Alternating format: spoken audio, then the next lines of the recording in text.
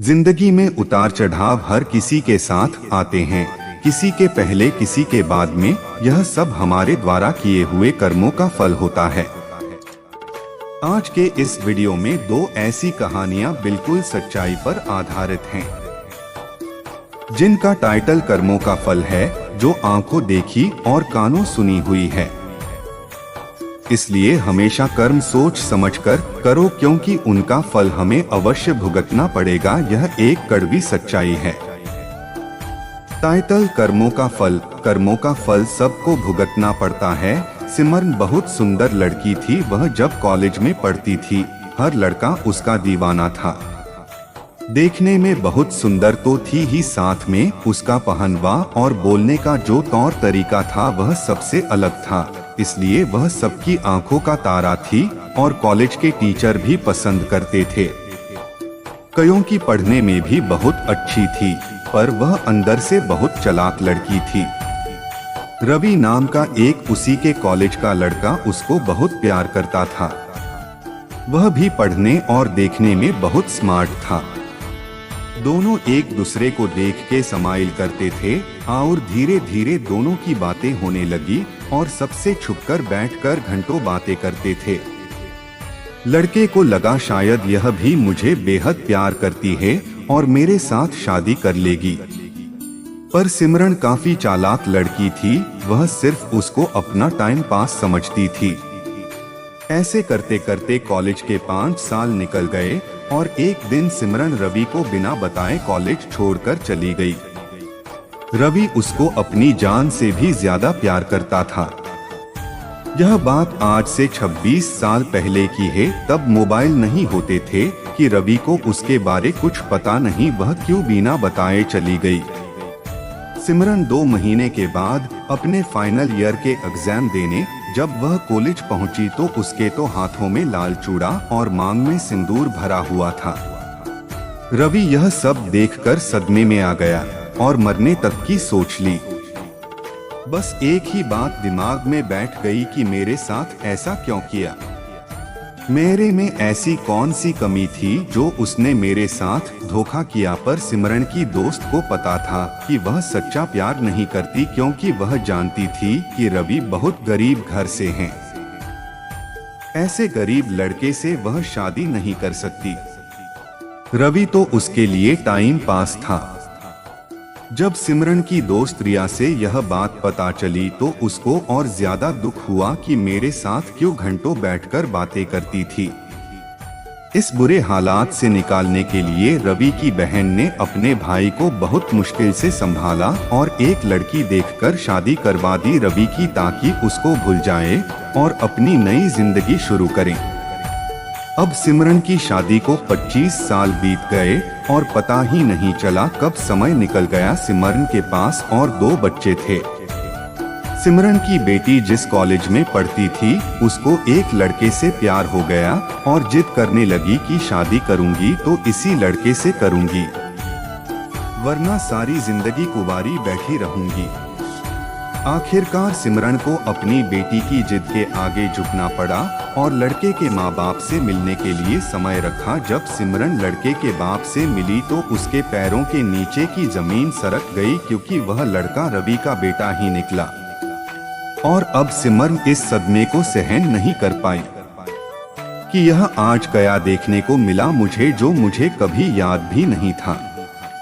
वह मेरी आंखों के सामने खड़ा है मेरी बेटी का ससुर बनने के लिए, क्योंकि बेटी की इतनी जिद थी कि अगर मैं शादी करूंगी तो इसी लड़के से करूंगी, भले यह गरीब क्यों ना हो। बार बार यह सोचने से मजबूर थी, यह भगवान ने मेरे साथ क्या किया। लाख कोशिश करने के बाद भी सिमरन की बेटी इस बात के लिए पीछे नहीं हटी। माँ ने बहुत समझाया कि तू गरीबी में नहीं रह सकती, पर शायद सिमरन के लिए यह कोई सजा थी किसी को धोखा देने की। अब अपनी आंखों के सामने ही सब कुछ हो दोबारा देखने को मिला जो कभी उसने ठुकराया था। यह सोचने पर मजबूर थी कि बेटी ने मेरे मुंह पर तमाचा मारा या भगवान ने। सिमरन को अब इस बात का पछतावा था, अगर इस लड़के से मैं टाइम पास ना करती और उसको धोखा ना देती, शायद भगवान मुझे ऐसी औलाद ना देता।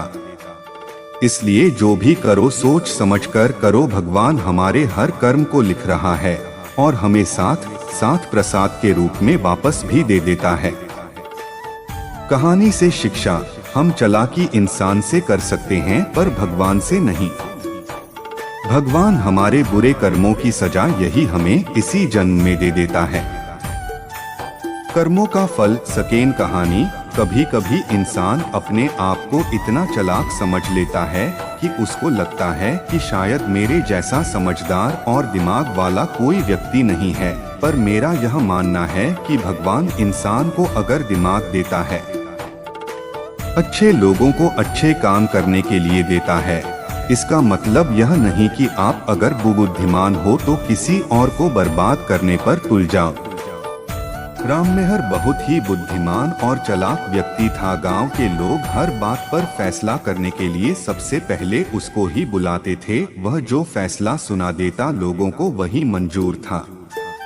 राम मेहर के गांव में एक लड़के ने अपने ही गांव की गोत्र की लड़की से शादी कर ली। पूरे गांव में इस शादी के चर्चे होने लगे कि ऐसे एक गोत्र में शादी करना अपराध है। अब राम मेहर ने गांव पंचायत बिठा ली और कहा यह गलत है, हम हमारे गोत्र में ऐसा नहीं कर सकते। यह लड़की हमारे गांव की बेटी है और हमारे गांव की बेटी और ऐसी शादी गांव में मंजूर नहीं है। और इस सारे किस्से में राम मेहर ने सबसे ज्यादा बढ़ चढ़कर भाग लिया। अब दोनों बच्चों को यह फैसला सुना दिया कि दोनों को भाई बहन बनने के लिए मजबूर कर दिया। पर शायद भगवान सब कुछ देख रहा होता है। जब बच्चों ने शादी कर ली तो उनको कोई भाई बहन कैसे बना सकता है?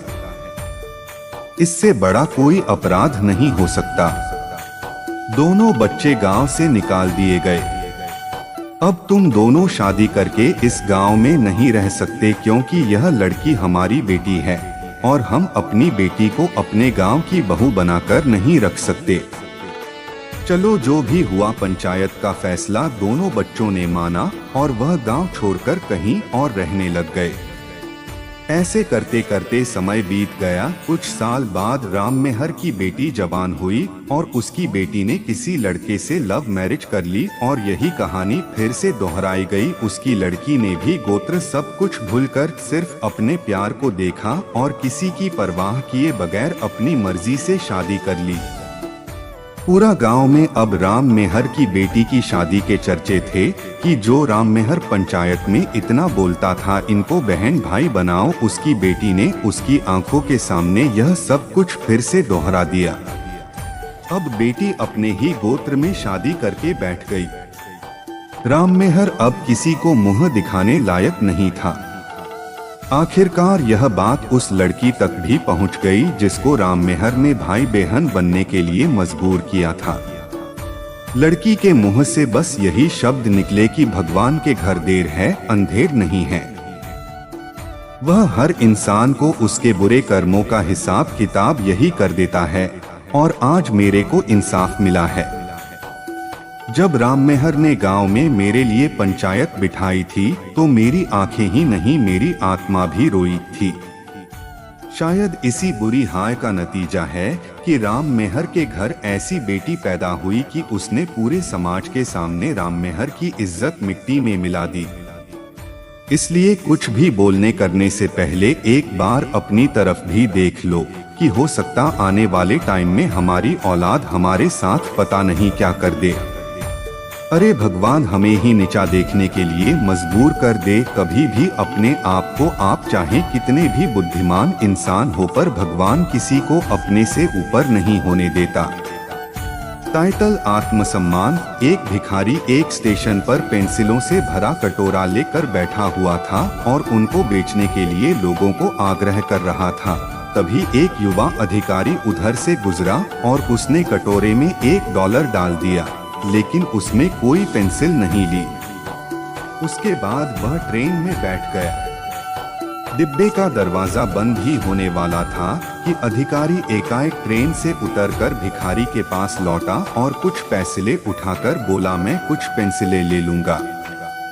इनकी कीमत क्या है? आखिरकार तुम एक व्यापारी हो और मैं भी। और उसके बाद वह तेजी से ट्रेन में चढ़कर चला गया। 6 महीने बाद वह अधिकारी एक पार्टी में गया। वहां भिखारी भी सूट और टाई पहने हुए मौजूद था।